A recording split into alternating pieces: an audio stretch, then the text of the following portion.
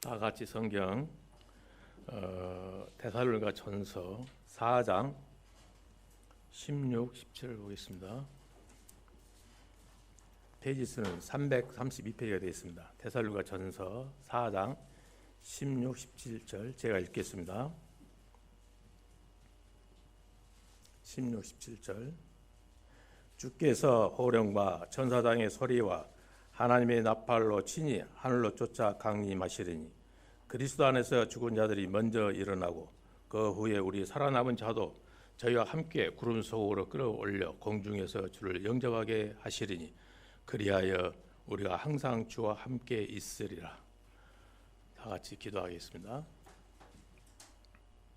하나님 아버지 감사합니다. 이름을 거룩히 여기심을 받옵소서.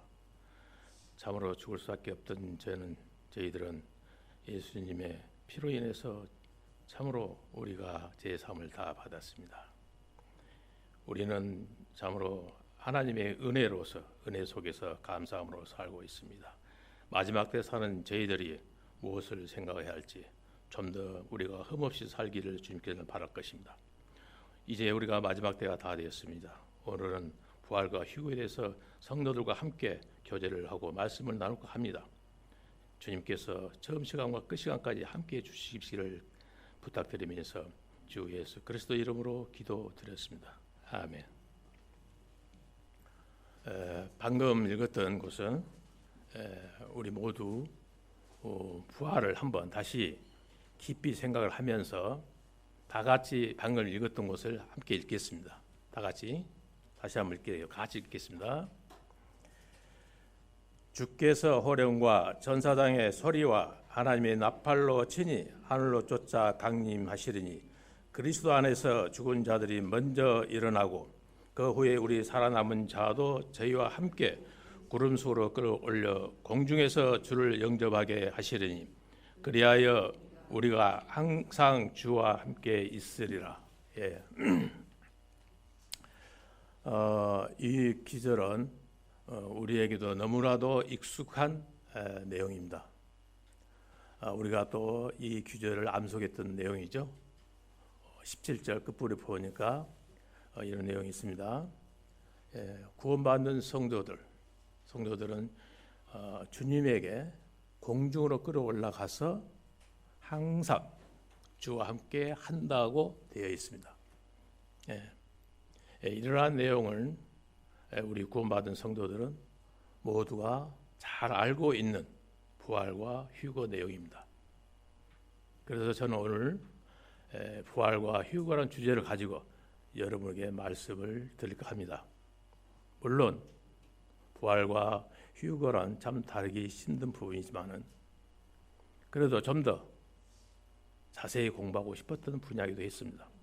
그래서 이 주제를 선택을 했습니다. 이야기 중에 혹 잘못된 부분이 있더라도 이해를 부탁드립니다.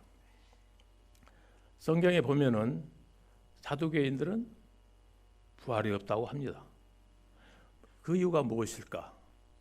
이런 생각을 해보면서 우리도 처음 구원받았을 때 정죄함만 알았지 부활과 휴거에 대해서는 잘 몰랐습니다. 사실 그렇지 않았습니까? 물론 지난 학에 우리 수련회 때 구원받은 사람들도 부활에 대해서 잘 모를 수도 있습니다. 물론 영과 혼과 대한 그런 개념도 솔직히 저도 구원받을 당시 몰랐습니다. 우리 초보자들은 어렸을 때부터 성경을 아는 사람도 있었겠지만 대부분 약 일주일 동안 전도 집회를 통해서 하나님이 이 세상을 창조하셨다는 것을 알게 되고 그리고 하나님 앞에서 확실히 내가 죄인이라는 것을 알게 되었을 것입니다. 집회 마지막 때가 되면은 죄인이라는 것을 알게 되고 그래서 그 죄에 대해서 우리가 회개하고 마지막 때가 되면은 하나님께서 독생자이신 아들 예수님을 이 땅에 보내주셔서 온 세상 죄뿐만 아니라 내 죄까지 예수님 피로 용서해 주셨다는 사실을, 그 사실을 믿음으로써 내 죄가 사해졌구나, 그러한 사실을 알게 되고 그것을 내 입으로 시인하고 하나님의 약속대로 우리가 하나님의 자녀가 됐다는 사실을 알고 무한한 감사함으로 하나님께 찬송을 불렸던 그런 일들이 기억이 날 것입니다. 그러나 지금 우리가 돌이켜 생각해 보면 어리석게도 어린 아이가 젖만 먹듯이 성장도 못하고 미성숙 속에서 조그마한 울타리 속에서 맴돌고 있었던 것은 아니었던가를 생각해 봅니다. 하나님께서는 우리에게 바라는 것이 무엇인가 하면 이제 성장해서 어른이 돼서 단단한 음식도 먹고 성숙해서 하나님이 하시고자 하는 일에 협력하여 하나님을 기쁘시게 하는 우리가 그렇게 되기를 원하고 계실 것입니다.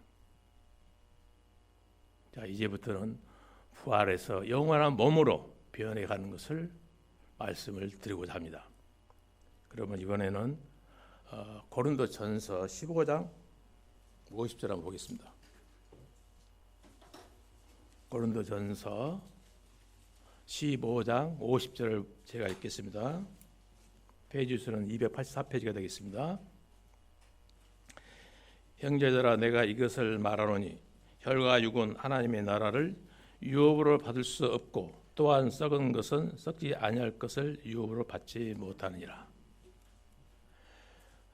저와 여러분이 죽으면 썩어져 없어져서 완전히 흙이 되고 맙니다. 그래서 썩은 것으로 하나님의 나라를 상속받을 수 없다는 것입니다. 또한 하나님께서는 하나님과 살 수 있도록 그러한 환경을 맞도록 우리의 몸을 부활시켜 주셔서 영화로운 몸으로 만들어 주십니다. 그 변화를 시켜주는 과정이 무엇이냐 하면 바로 부활입니다. 부활. 이번에는 한 장 뒤로 넘겨서 고린도전서 15장 12절에서 14절까지 제가 읽겠습니다. 한 장만 뒤로 넘기면 됩니다. 제가 읽겠습니다. 그리스도께서 죽은 자 가운데서 다시 살아나셨다 전파가 되었거늘 너희 중에서 어떤 이들은 어찌하여 죽은 자 가운데서 부활이 없다 하느냐. 만일 죽은 자의 부활이 없으면 그리스도도 다시 살지 못했으라. 그리스도께서 만일 다시 살지 못했으면 우리의 전파하는 것도 헛것이요 또 저희 믿음도 헛것이라. 여기 고린도전서에 사도 바울은 왜 이런 얘기를 했냐 하면은 그 당시 고린도 사람들한테서는 부활이 없다고 하는 그런 얘기들이 바울에게 들려오기 시작하는 것입니다.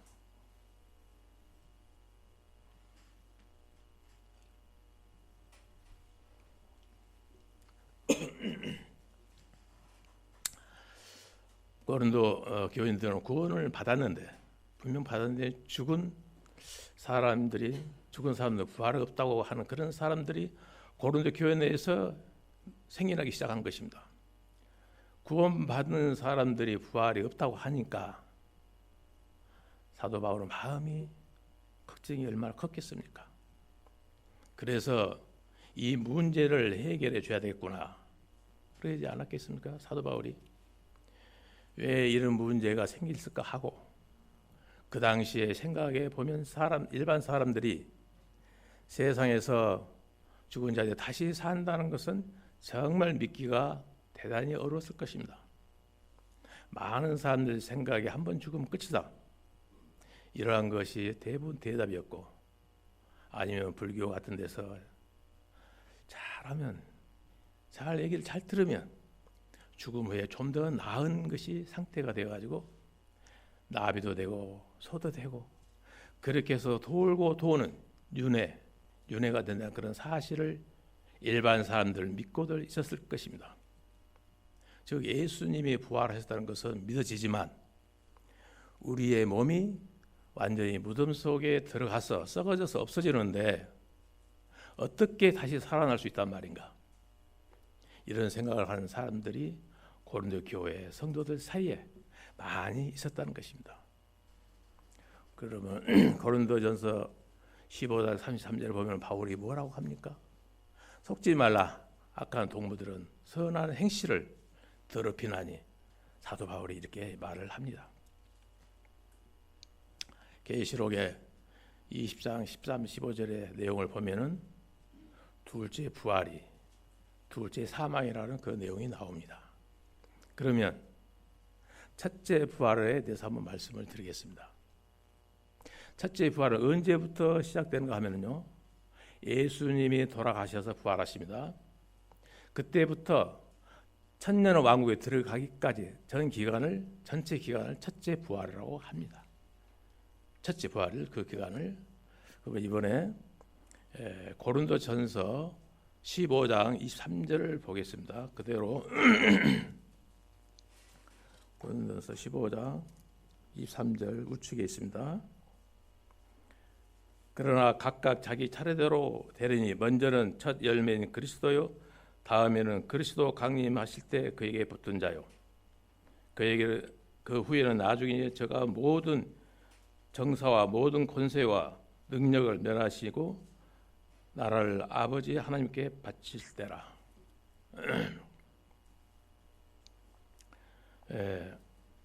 즉 그리스도께서 오실 때 바가 내용처럼 그에게 속한 자라고 합니다. 그러니까 예수님께서 이 땅에 있는 자기의 신부들을 데리러 오는 그런 일이 생깁니다. 공중에서 나팔 소리가 할 때 예수님 안에서 죽은 자들과 그리고 예수님 안에서 살아남은 자들도 부활하고 휴거합니다. 즉 예수님의 신부가 되어서 공중으로 빨려 올라가는 그런 일이 생깁니다. 그리고 나서 7년 후 환란기가 시작됩니다. 분명 7년 환란기가 옵니다. 그리고 7년 환란기가 끝이 나고 천년 왕국이 시작될 때 구약시대의 성도들도 부활을 합니다. 환란기 때 죽었던 순교자들이 부활하면서 첫째 부활이 그때 끝이 납니다. 부활할 때 하나님께서는 우리를 위해서 만들어 놓으신 그 어떤 고유한 고유의 몸이 있을 것입니다. 하늘나라에서 가장 적합한 몸, 하나님이 만들어 놓으신 몸, 그런 몸을 입혀 주실 것입니다. 우리는 알 수는 없습니다. 그러나 하나님은 창조자이시니까 해 주실 것입니다. 고린도전서 15장 51절을 보면은 보라 내가 너에게 비밀을 말하노니, 눈 깜빡할 사이에 무엇을 보여주신다는 것이 아니겠습니까? 이번에 고린도 후서로 한번 가겠습니다. 고린도 후서 5장 21절 한번 보겠습니다. 고린도 후서 5장 21절이 되겠습니다. 제가 읽겠습니다. 하나님이 죄를 알지도 못하신 자로 우리를 대신하여 죄를 삼으신 것은 우리로 하여금 저희 안에서 하나님의 의가 되게 하려 하심이라. 이 기절도 보면은 참 복음의 핵심이라고 볼 수 있겠습니다. 다음은 예수님이 우리 죄를 위해서 십자가에 돌아가셨습니다. 그리고 그 뒤에 어떤 현상이 일어났는가 우리 한번 알아보도록 하겠습니다. 이번에 마태복음 27장으로 가겠습니다. 예수님이 부활 후에 어떤 현상이 일어났는가, 마태복음 27장 51절에서 53절까지 제가 읽겠습니다.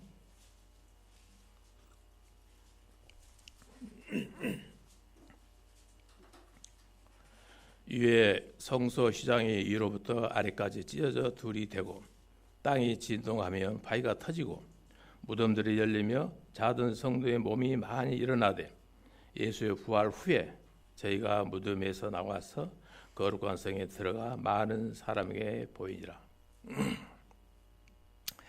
이 내용을 보니까요, 얼마 전에 무덤 속에 묻혔던 사람들이 나타났다는 것입니다. 세상에 무덤 속에 죽었던 사람들이 부활해서 말이에요.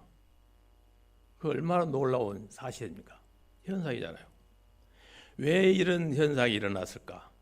그것은 하나님께서 예수님을 부활시켜 주셨는데 그것을 입증하기 위해서는 뭔가 보여줘야 되지 않겠습니까? 일반 사람들이 말입니다.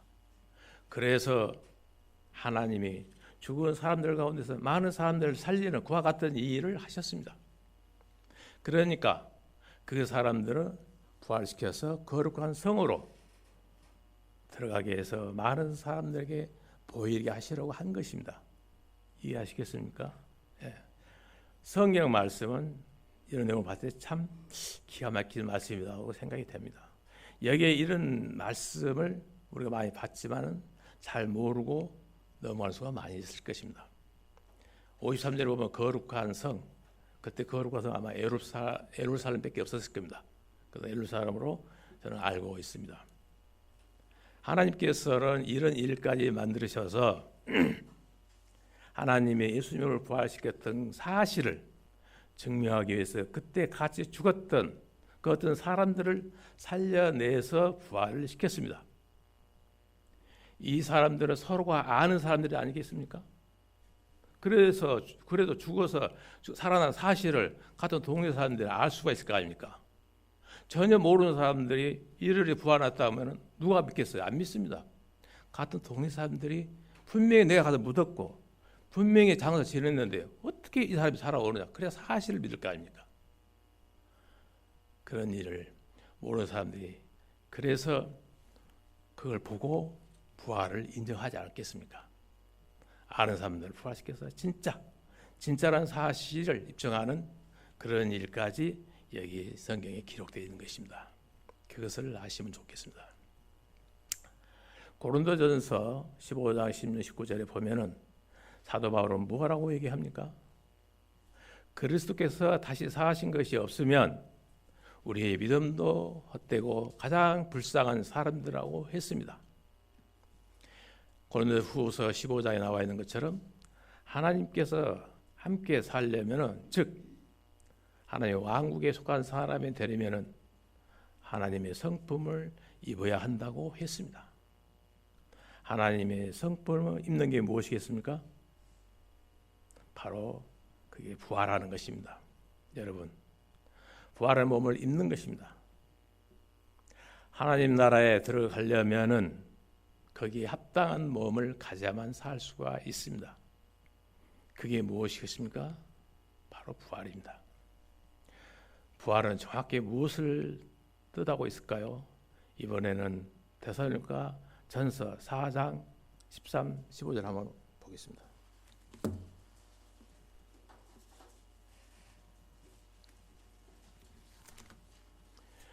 데살로니가 전서 4장 13절에서 15절까지 함께 읽겠습니다. 형제들아, 자는 자들에 관하여는 너희가 알지 못함을 우리가 원치 아니하노니 이는 소망 없는 다른 이와 같이 슬퍼하지 않게 하려 함이라. 우리가 예수에 죽었다가 다시 사십을 믿을진대 이와 같이 예수 안에서 자는 자들도 하나님이 저희와 함께 데려오시리라. 우리가 주의 말씀으로 너에게 이것을 말하노니 주 강림하실 때까지 우리 살아남아 있는 자도 자는 자보다 결단코 앞서지 못하리라. 여기 13절 보면은 사람이 죽은 문제, 또 죽은 후에 부활하는 것, 그 다음에 휴거가 무엇인가, 또 휴거되는 그 목적이 무엇인가에 대해서 우리 한번 이제 살펴보도록 하겠습니다. 13절 보니까요. 형제들아, 자는 자들에 관하여는 너희가 알지 못함을 우리가 원치 아니하니 이는 소망 없는 다른 이와 같이 슬퍼하지 않게 하려 함이라. 이렇게 이제 기록되어 있네요. 여기에 보면은 예수님 밖에 있는 사람들, 즉 구원받지 못한 사람들을 말합니다. 분명 그리스도 밖에 있는 사람들을 말하고 있습니다. 그들의 죽음에 대해서 뭐라고 합니까?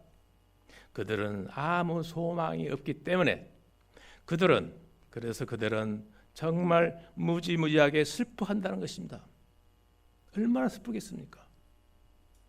우리가 일반인들의 장례실에 가서 보면 화장장에서 마지막 보낼 때 정말 슬픔을 억제하지 못하고 매우 슬피 우는 것을 우리는 볼 수가 있습니다. 돌아가신 분에게 아마도 예의라고도 생각도 들었습니다. 그러나 우리 믿는 사람들은 죽은 사실에 대해서 마음은 아프지만 그게 우리는 끝이 아니지 않습니까? 여기 성경에 있는 것처럼 아무 소망이 없는 이방인들처럼 그렇게 슬퍼해서는 안 된다는 것입니다. 아무 소망이 없는 그런 사람들처럼 그렇게 슬퍼하는 것은 그것은 우리 그리스도인에 합당치 않는다는 것입니다. 그리고 여기 데살로니가 교회 성도들이 몇 가지 의문을 가지고 있었습니다. 어떤 사람들이 살아가는 동안에 고난이 심해지니까 예수님 재림하신다는 것도 알고 있기 때문에 여러 가지 생각하는 사람들이 있었습니다. 그러다 보니까 예수님 안에서 이미 죽은 사람들은 어떻게 되느냐? 그리고 주님이 오실 때 살아남은 자들과 이미 죽은 사람들하고 무슨 차이가 있느냐? 그리고 어떤 사람이 더 나으냐고 여러 가지 등등 묻습니다. 이런 관계는 어떻고 또 저런 관계는 어떻고 어떠냐? 여러 가지에 대해서 의문을 가진 사람들이 그 당시 있었을 거 아닙니까? 다시 말해서 죽는 것은 무엇이고 부활한 것이 무엇이냐? 여러 가지 등등 여러 가지 질문들을 사도 바울이 합니다. 또 우리가 간단하게 휴거라고 얘기를 하지만 예수님이 공중에 강림하실 때 나팔 소리와 함께 공중으로 끌어올라갑니다. 이런 것에 그들은 좀 더 자세히 알고 싶다고들 합니다. 데살로니가 사람들은. 그래서 그런 것에서 사도 바울이 그러한 내용을 적고 있습니다.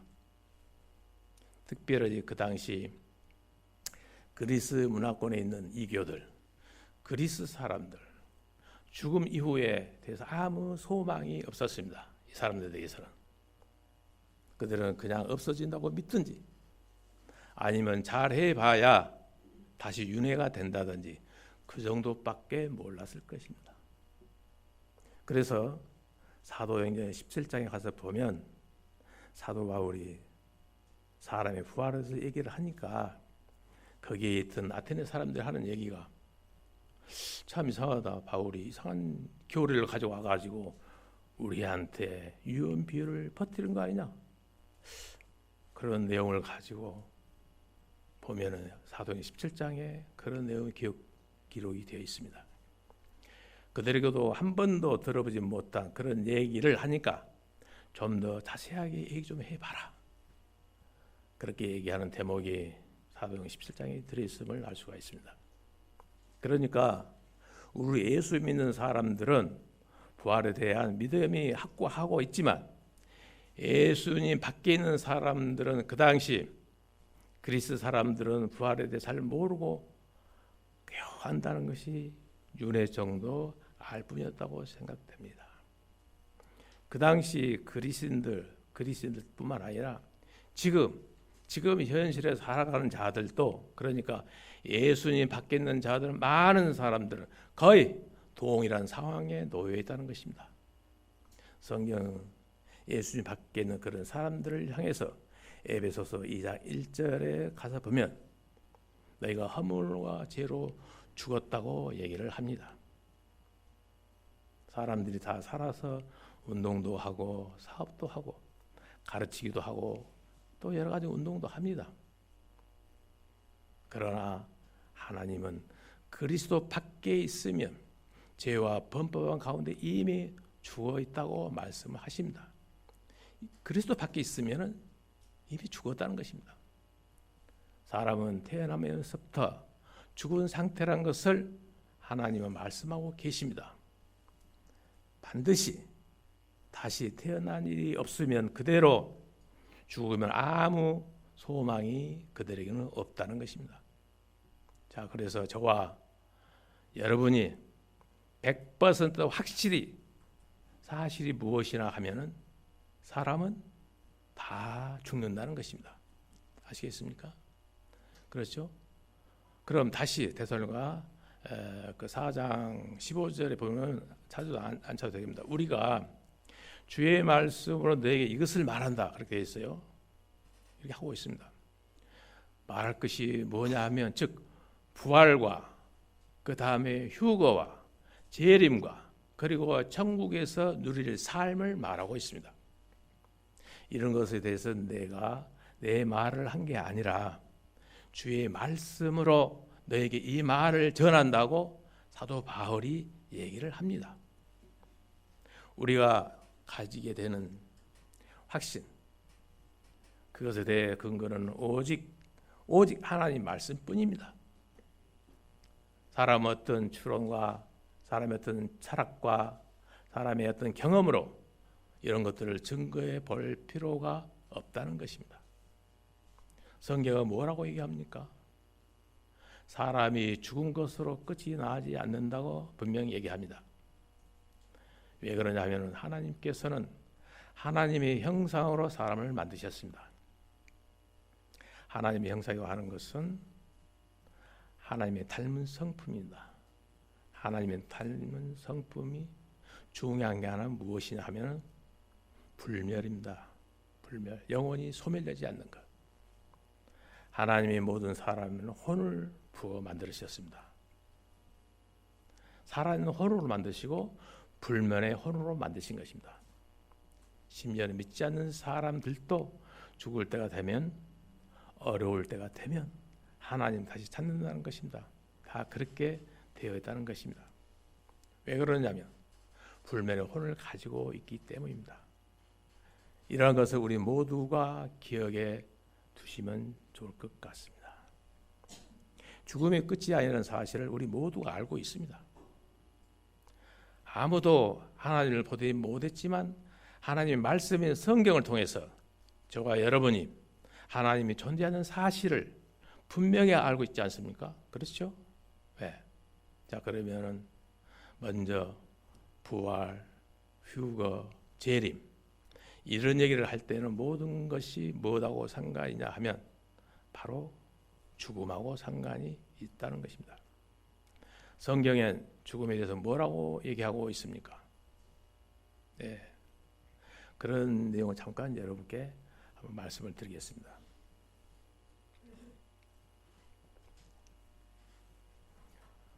성경엔 사망, 죽음 단어가 나오면 항상 분리된다는 것을 가르칩니다. 즉 떨어져 나가는 것을 가르치고 있습니다. 사람이 죽는다. 육체가 죽는다는 것은 사람이 영과 혼과 육으로 구성되어 있는데 여기서 영과 혼이 분리되면서 몸하고 떨어져 나가는 것을 성경은 이것을 분리라고 하고 또한 죽음이라고 합니다. 육체적으로 죽는 것을 성경에 보면 뭐라고 표현되냐 하면은 숨을 내어주다. 우리말로 표현하면 숨을 거두다. 그래서 우리나라 사람들도 숨을 거두셨다 이렇게 얘기를 합니다. 예. 그 다음에는 어디로 갑니까? 땅으로 돌아갑니다. 저와 여러분의 이 몸은 하나님께서 흙으로 만드셨기 때문에 이 몸은 어쩔 수 없이 땅속 흙으로 돌아갈 수밖에 없습니다. 그 다음에는 몸이 혼을 떠나는 것, 또한 장막을 떠나는 것, 이런 것을 우리는 죽음이라고 말을 합니다. 자, 그러면 예수님이 이 땅에 오신 목적이 무엇이냐? 여러 가지 목적이 있을 수도 있습니다. 그러나 구원을 주시기 위해서 오셨습니다. 네, 구원이 그냥 단순하게 죄에서 구원되는 게 그게 끝이 아니라는 것입니다. 구원 이후에 최종 목적이 무엇이냐 하면 하늘나라에 참여하는 것입니다. 그거 아닙니까? 하나님은 영이십니다. 그러면 하나님 나라에 참여하기 위해서 우리 몸이 영화로운 몸이 돼야만 그런 일이 가능한 것입니다. 맞죠? 예. 지금 이 몸 가지고는 사실 이 벽도 뚫고 나가지도 못합니다. 우리 여기 강주에서 서울도 못 갑니다. 이런 몸 가지고는. 봤죠? 하나님 나라에 영화로운 본성에 참여해야 되는데 이런 몸 가지고는 하나님과 공유하는 그런 삶은 불가능한 것입니다. 예수님이 우리를 구원해 주신 것은 무엇이냐면 궁극적인 목적은 우리를 부활시켜 주시는 것입니다. 부활입니다. 부활. 그래서 예수님도 부활하셔서 가졌던 그 영화로운 몸을 우리에게도 갖게 해주게 해주는 그게 최종적인 목표가 아니겠습니까? 이번에는 그러면 요한복음 11장을 한번 보겠습니다.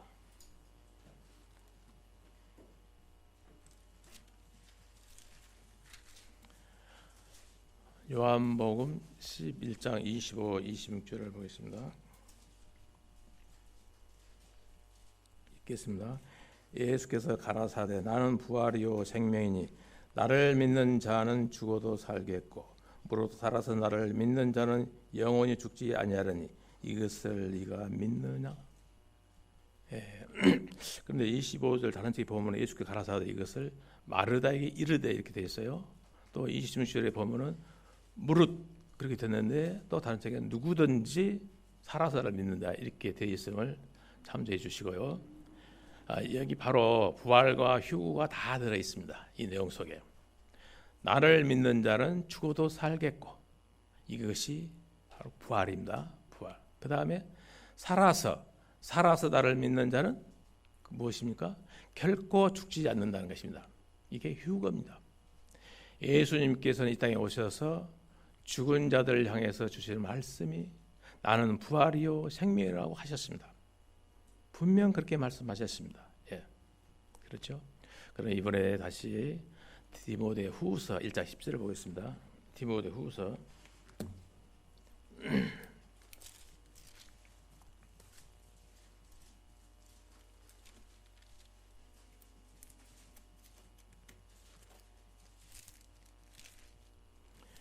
디모데후서 1장 10절을 제가 읽겠습니다.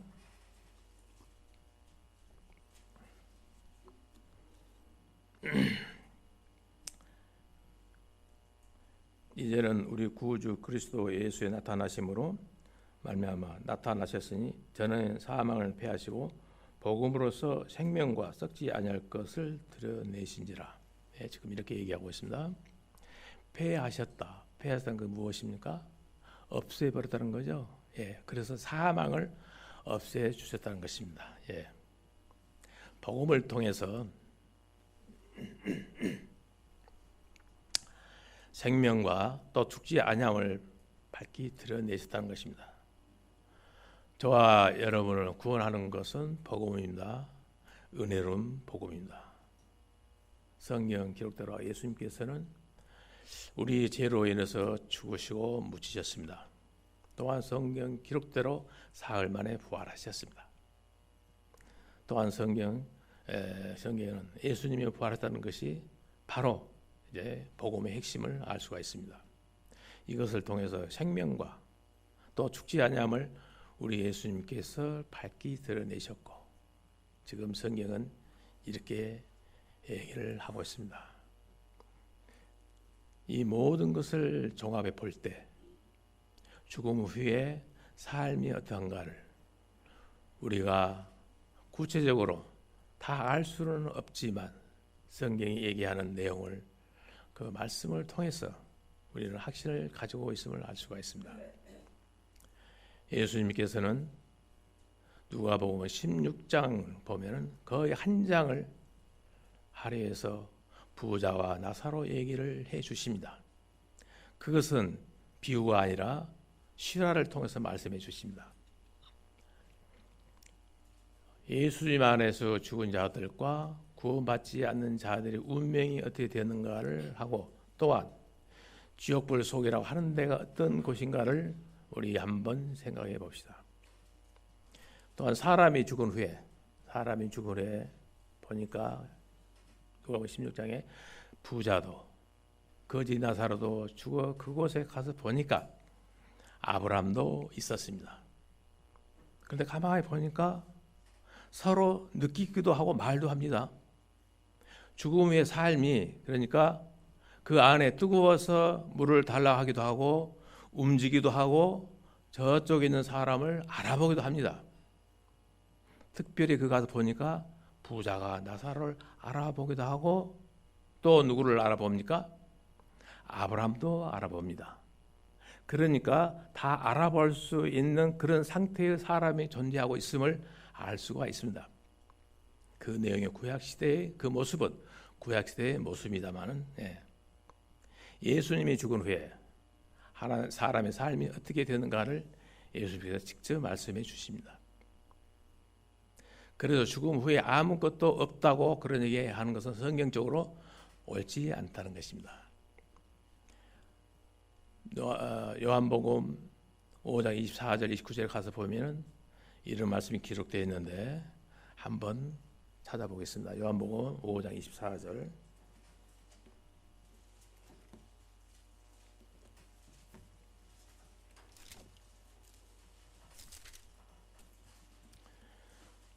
요한복음 5장 24절 제가 읽겠습니다.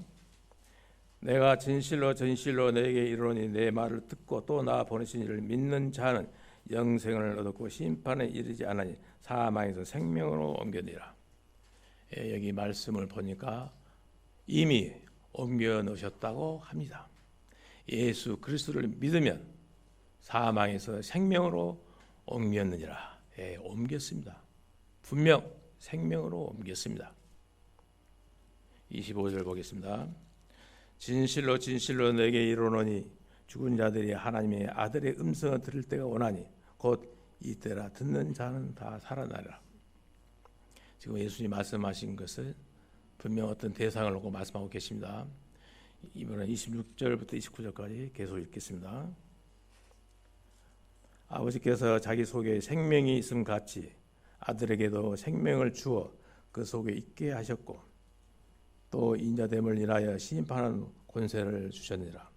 이 일을 기이 여기지 말라. 무덤 속에 있는 자가 다 그 음성을 들을 때가 오나니 선한 일을 행하는 자는 생명의 부활로 악한 일을 행한 자는 심판의 부활로 나오니라. 29절에 보면은요, 선한 일을 됐는데 또 다른 쪽에 보니까 선한 일이란 선을 행한 자 그렇게 되어 있어요. 그리고 또 악한 일을 행한 자가 아니고 악을 행한 자 이렇게 아시면 될 것까요? 분명히 여기도 보니까 두 개의 부활이 성경에 있다고 얘기를 하고 있습니다. 조금 전에 누가복음 16장에서도 두 개의 부활에 속한 사람의 신뢰를 들어가면서 예수님께서 직접 신뢰를 들어가서 보여주심을 우리는 알 수 있었습니다. 다음에 예수님이 죽었다가 다시 산 이유에 대해서 히브리서 2장에 이렇게 표현됐습니다. 한번 히브리서 2장을 볼까요?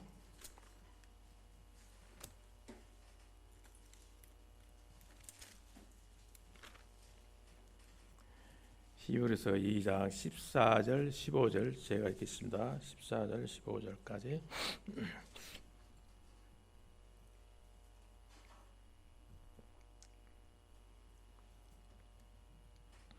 자녀들은 혈육에 함께 속하였으며 그도 또한 한 모양으로 혈육에 함께 속하시면 사망으로 말미암아 사망의 세력을 잡는 자 곧 마귀를 없이 하시며 또 죽기를 무사함으로 일생에 매어 종노라 하는 모든 자들을 놓아 주려 하심이니. 예수님이 죽었다가 다시 산 이유는 무엇이냐? 일생에 매어서 종노릇 하는 자들을 놓아주려고 하셨다고 했습니다. 방금 읽었던 이 히브리서 내용에 그렇게 내용이 나옵니다. 다음은 우리 예수님이 재림하실 때 성도들은 흠이 없고 거룩한 생활을 해야 된다고 분명히 그렇게 말씀하셨습니다. 그 말씀 어디 있는가 한번 찾아보겠습니다. 데살로니가전서 3장을 보겠습니다. 데살로니가전서 3장 13절을 보겠습니다.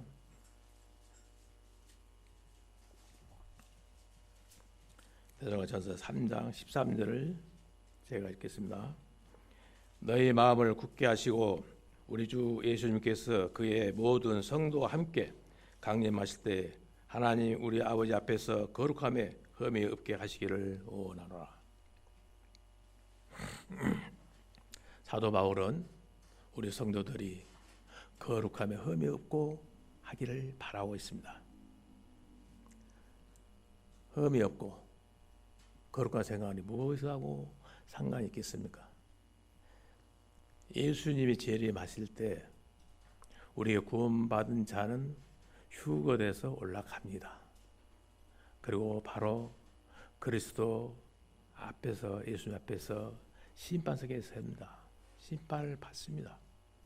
잘 들으십시오. 구원받는 자도 우리 몸에 선악간에 행한 모든 일에 대해서 회개 보고를 합니다. 회개 보고. 여기서 얘기하는 회개는 계산하는 회개입니다. 계산하는 회개. 뉘우치는 회개가 아닙니다. 계산하는 회개요. 우리는 모두 모든 걸 드러내고 예수님 앞에서 심판을 받아야 합니다. 이걸 아십시오. 그래서 성경은 처음부터 특히 데살로가 전서 처음부터 끝까지 예수님의 재림에 대해서 연구하면서 모든 것을 우리에게 알려주고 있습니다. 참으로 이 내용은 진리이기 때문에 자주 얘기해도 지나침이 없다고 저는 생각됩니다. 정말 중요한 내용입니다. 그리고 교회는 오순절 성령의 충만하게 임하심으로써 교회가 시작됐습니다. 구약 시대에는 없었습니다. 교회란 것은 교회는 이방인과 유대인 누구든지 상관없이 그리스도 안에 있으면 교회가 되는 것입니다. 저와 여러분이 구원받는 성도라면 교회입니다. 저와 여러분이 교회가 맞습니까? 예. 그러나 교회가 또 영원 무궁토로 지속되지는 않습니다. 그러면 교회는 언제까지 가느냐? 교회는 오순절 시작해서 그때부터 교회는 예수님의 신부입니다. 그리고 예수님은 신랑이십니다. 그래서 신랑과 신부가 만나는 때가 되면 그때가 교회가 끝이 나는 것입니다. 지금 이 시간에도 신부가 찰 때까지 예수님은 기다리고 계십니다. 그래서 어느 시점이 되면 그러면 신부가 꽉 차게 될 것입니다. 더 이상 늘릴 만한 신부가 없게 되면 그때는 딱 이루어집니다. 그때 예수님은 공중에서 나팔 소리와 함께 강림하십니다. 그래서 어떻게 됩니까? 예수님 안에서 죽은 자들 그리고 그때 살아남은 자들 우리 성도들 다 데리고 올라갑니다. 예수님 안에 속한 자들 다 예수님의 신부이기 때문에 올라가면 그러면 끝이 나는 것입니다. 교회가 끝이 납니다. 그리고 이 땅에 믿지 않는 자들만 남게 되는 것입니다. 또 믿지 않는 자들 특히 하나님은 유대인들을 향해서 끝까지 돌아오라고 합니다. 구약 성경에 나와 있는 말씀에 따르면 유대인들은 돌아와야 됩니다. 왜냐하면 마태복음 23장 끝부분에 가면은 주의 이름을 오시는 이여 할 때까지 나를 보지 못하라는 말씀이 있습니다. 결코 나를 보지 못하라 한 것처럼 예수님 다시 올 때는 주의 이름을 오시는 이여 하고 메시아를 맞아 들어야 합니다. 유대인들은. 그렇죠? 이런 일들이 그냥 이루어지지 않기 때문에 이 땅에 극심한 환난기가 옵니다. 성경은 그때 어느 때를 말합니까? 7년 환난 중 특히 하반부 3년 반 성경은 대환난 큰 환난이라고 얘기를 하고 있습니다. 7년 환난 중에 공중에서 무슨 일이 일어납니까? 예수님과 우리 신부들과 혼인 만찬이 진행되고 있습니다.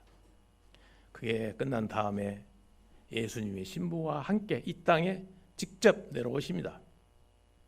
그리고 지상 강림은 어디로 내려오시냐 하면 정확하게 말하면 이스라엘 땅 감람산으로 예수님이 내려오시는 것입니다. 7년이라는 기간이 있어요. 7년이 다니엘서 보면은 한 일에 70일에 중 그러니까 마지막 한 일회가 남았다고 성경에서 얘기해 주고 있습니다. 그 시기에 분명히 있어요. 그게 끝나면 어떻게 됩니까? 바로 예수님 안에서 믿음을 가진 유대인들하고 그 다음에 믿음을 가진 이방인들 다 구원받는 사람들만 어디로 갑니까? 천년 왕국으로 들어갑니다. 천년 왕국으로. 천년 왕국은 몇 년 동안 지속됩니까? 1000년 동안 지속이 됩니다.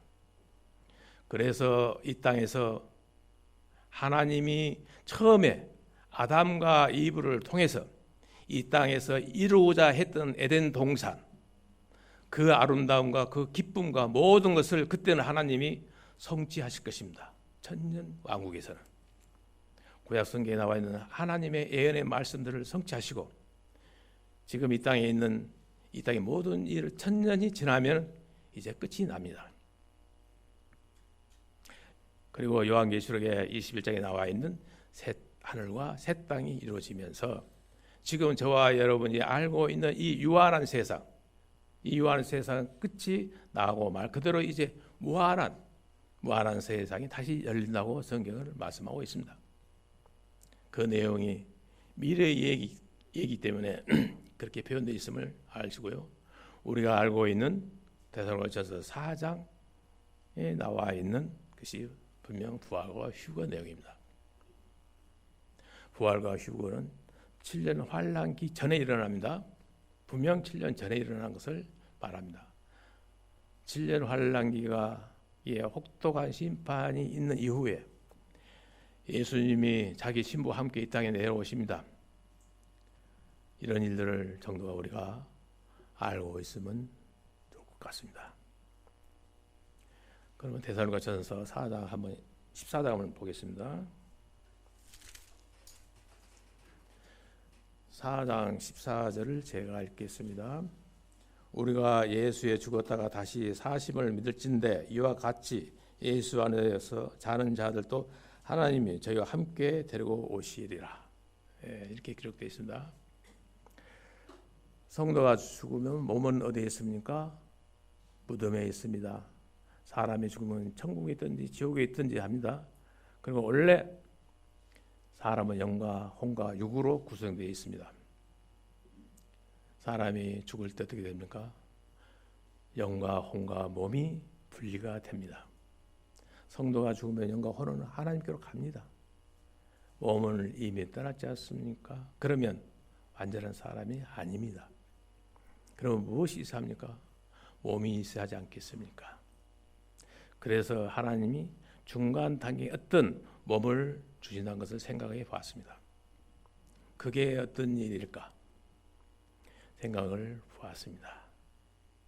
성경에 보니까요, 하나님의 미리 생각이 납니다. 요한복음 12장 24절에 보면 하나님의 미리 죽지 않으면 그대로 있고 죽으면 많은 열매를 맺는다는 그런 말씀이 있습니다. 하나님의 미리 죽어야만 새싹이 나와서 많은 열매를 맺는다는 그런 내용이 있습니다. 물론 예수님이 죽음으로 많은 생명이 탄생한다는 말씀인 줄 압니다. 그러나 저는 다른 뜻으로 표현을 하고 싶습니다. 분명 처음 밀은 죽어서 없어지지만 새로 탄생한 밀은 전과 밀이 똑같습니다. 여러분, 이 밀을 보고 구분할 수 있겠어요? 절대 못합니다. 작년 밀과 금년 밀과 딱 됐을 때 구분을 못합니다. 똑같이 보입니다. 그래서 제가 한 가지 유추해서 더 말씀을 드리겠습니다. 사람의 세포는 약 7년이 지나면 완전히 새로 바뀐답니다.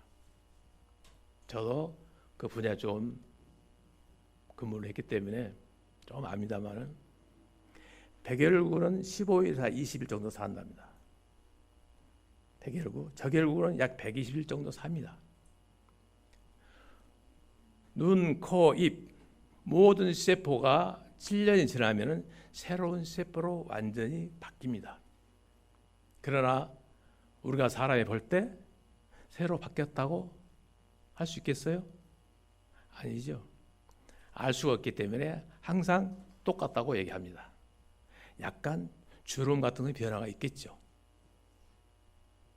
우리 사람의 온수는 온소, 수십 가지로 구성했다고 그래요. 땅의 성분도 수십 가지 온소가 있답니다. 예를 들어 사람이 죽었다가 부활할 때 몸을 흙 속에 있는 새로운 온소로 똑같은 모습으로 만들어 신령한 몸으로 다시 태어나게 하나님이 해주신다면, 여러분, 옛사람과 새로운 몸으로 변화된 몸을 구별할 수 있겠습니까? 미랄처럼, 미랄, 일반적으로는 구별을 못합니다. 그래서 새로 변화된 몸, 주성분을 우리는 알 수가 없지만 근본 사람의 모습은 알 수가 있을 것입니다.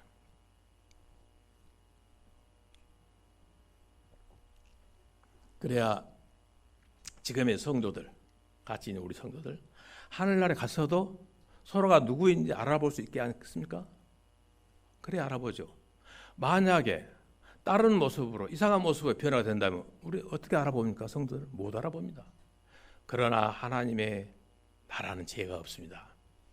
그렇기 때문에 미움도 갈등도 없습니다. 하나님의 사랑만이 있을 것입니다.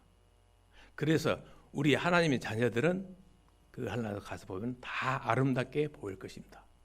저는 그렇게 생각해 봅니다. 우리는 하나님의 창조의 능력을 믿지 않습니까? 그렇죠?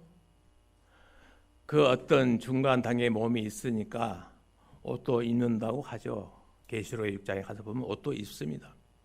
아브라함도 알아보고 누가복음의 부자와 나사로도 알아봅니다. 여러분, 만약에 어떤 몸 형체가 없다면 어떻게 알아볼 수가 있겠습니까? 말도 하고 또 말을 하려면 하여튼 몸이 이렇게 있어야만 말도 하고 듣기도 하고 하죠. 물론 우리는 잘 모르지만은 잘 알지 못한 그런 몸이 있다는 것입니다. 그런데 그 몸은 하나님이 우리에게 주시고자 하는 영원한 몸이 있을 겁니다.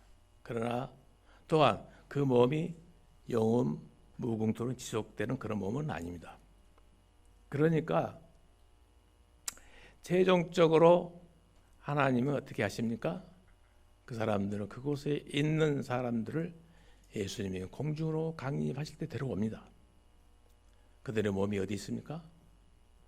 아무튼 바다에 있든 산에 있든 아니면 짐승의 백 속에 있든 다 들어 있습니다. 이걸 하나님이 다시 살려서 영과 혼과 그 몸을 결합시켜 주면, 그러면 그 순간에 사람이 영화로운 몸을 입고 완전히 변화가 되는 그런 일이 생긴다고 성경에서는 말씀하고 있습니다. 자, 무엇이 잡니까?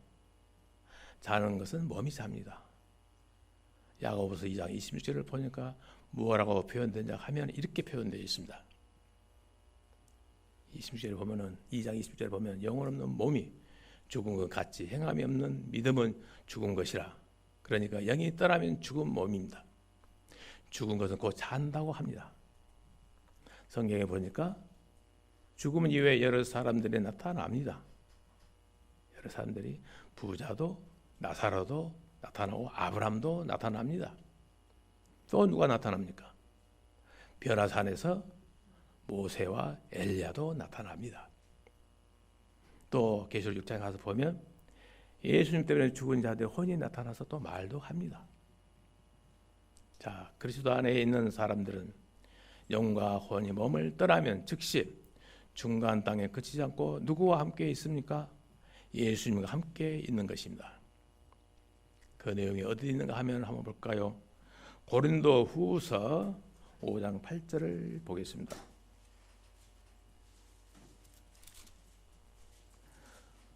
고린도 후서 5장 8절, 5장 8절.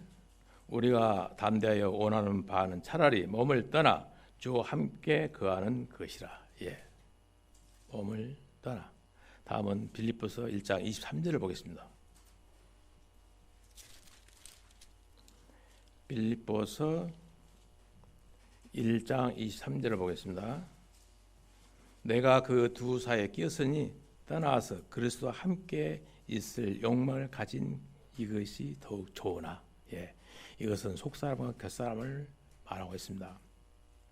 이러한 내용이 방금 읽었던 고린도후서 5장 8장과 빌립보서 1장 3절의 내용을 가지고 특히 장로교 이런 데서는 중간 대표소에 있다고 이런 얘기를 하는데 그런 것은 없음을 말씀드립니다. 죽자 말자 어떻게 됩니까? 예수님과 함께 있는 것입니다. 예, 예수님과 함께 있는 것입니다. 자, 그러면 예수님 밖에 있는 자들은 죽자마자 어디로 갑니까? 지옥불 속에 들어갑니다. 둘 다 살아 있습니다. 그러나 둘 다 몸을 가지고 있습니다. 어떤 중간 단계의 몸을 가지고 있습니다. 그래야만 사람이잖아요. 그래야 서로 알아볼 수 있잖아요. 그렇죠. 무덤에는 뭐만 들어있습니까? 무덤에 몸만 들어있습니다. 뭘 기다립니까? 부활을 기다립니다. 믿지 않는 사람도 부활을 기다리고 믿는 사람도 부활을 기다립니다. 믿지 않는 사람도 다시 부활하는 것입니다. 왜? 둘째 사망에 들어가게 해서 말입니다. 여러분 한번 생각해 보세요. 마귀와 천사들도 예배한 영원한 불 속에 들어가서 영원한 고통을 당하려면은 이런 몸을 가지고는 안 됩니다. 거기에 가서 거기에 살 수 있는 그런 몸을 하나님이 주십니다. 믿지 않는 사람들에게도 말입니다. 그 중간 단계 그 몸을 이 몸 가지고 이런 몸을 하나님이 폐하시고 그리고 우리 믿는 자들 경우는 예수님이 공중에 강림하실 때 사람들 다 데리고 온다는 것입니다. 땅에 있는 몸을 다른 것으로 결합시켜 주면 영원한 몸으로 바뀝니다. 예수님께서 오실 때 그분과 함께 있는 자들은 그리스도와 함께 온다는 것입니다. 다른 얘기로 하면 그리스도 안에 있는 자들은 이미 함께 있다는 것입니다. 맞죠? 그렇지 않으면 어떻게 같이 옵니까? 예수님이 오실 때 함께 오려면 오기 전에 이미 함께 있어야 함께 올 수가 있는 것입니다. 그래서 바울이 1호의 말씀을 해주십니다. 예수님 안에서 죽은 자들은 지금 예수님과 함께 있으니 걱정하지 말라는 것입니다. 데살로니가 교회의 성도들이 그에 대해서 의문점이 있었지 않습니까? 그렇죠? 예수님 안에서 죽은 자들이 어떻게 되는가? 어떻게 됩니까? 예수님과 함께 계신다. 예수님과 함께 있다가 예수님 공중에 강림하실 때 같이 와서 땅에 있는 몸과 결합해서 영화로운 몸으로 바뀐다는 것입니다. 그래서 예수님 재림은 사실 죽음을 당한 성도들, 죽음으로 슬픔을 겪는 모두 그리스도인들에게 위로가 되는 것입니다. 마지막으로 예수님이 재림하는 사실에 대해서 언제 오시는가 관심이 대개 다 관심을 가지고 있습니다. 어떻게 살아야 되는가 보다도 언제 오시는가 대해서 관심이 많습니다. 사실 아무도 모릅니다. 만약에 안다 하면은 이 속으로서 빨리 벗어나야겠죠. 그러나 아무도 모릅니다. 저도 모릅니다. 아무리 성경을 찾아봐도 오신다는 날짜는 없습니다. 혹 안다고 했다가 잘못하면 이단이라고 찍힐 수도 있겠죠. 전에 다미 선교회처럼 우를 범하는 교회가 꽤 많이 있었습니다. 그럼에도 모릅니다. 하는 것이 오히려 지혜로울 수 있다고 봅니다. 이번에는 데살로니가 전서 5장 4장 15절을 읽겠습니다.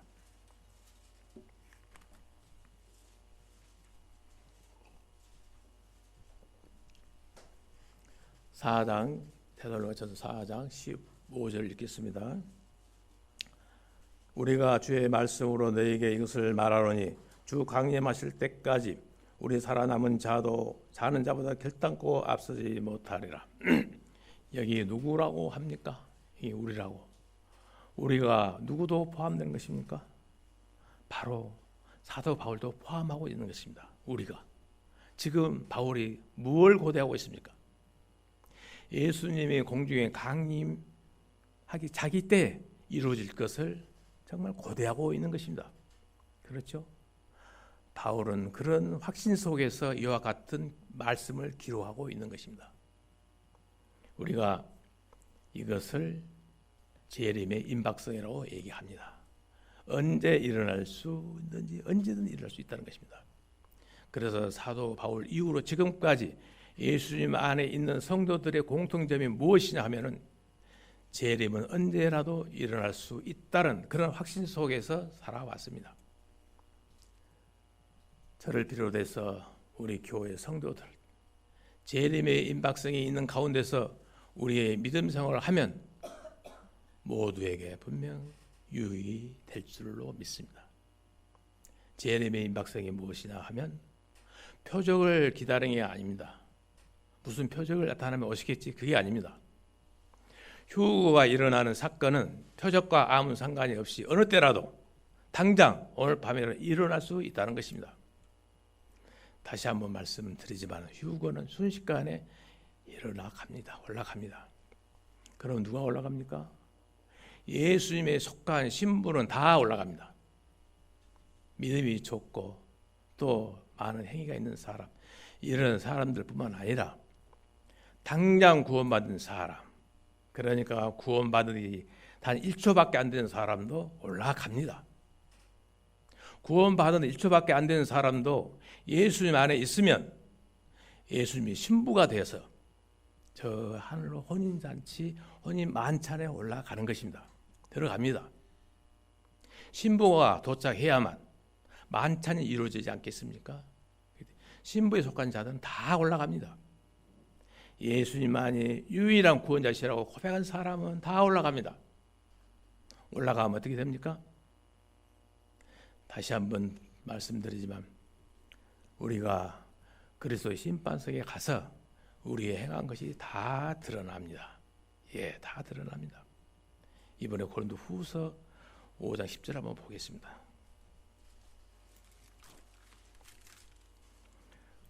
고린도후서 5장 10절을 제가 읽겠습니다. 후서 5장 10절. 우리가 다 반드시 그리스도의 심판대 앞에 드러나 각각 선악간에 그 몸으로 행한 것을 따라 받으려 함이라. 예, 받으려 함이라. 선한 것이나 악한 것이나 우리가 다 회개보고하고 그 결과에 의해서 상금도 받습니다. 또한 여러 종류의 면류관도 있습니다. 그렇죠? 그렇게 된 상태에서 예수님의 신부로 혼인 만찬에 들어간다고 성경은 얘기하고 있습니다. 자, 이러므로 우리에겐 부활의 소망이 있습니다. 휴거의 소망이 있습니다. 그 다음에 서로 만나는 연합의 소망이 있습니다. 분명히 그렇습니다. 이번에는 데살로니가 전서 5장 17, 18 보겠습니다. 다시 넘어가서 데살로니가 전서 4장 17, 18절을 이번에 함께 읽겠습니다. 함께.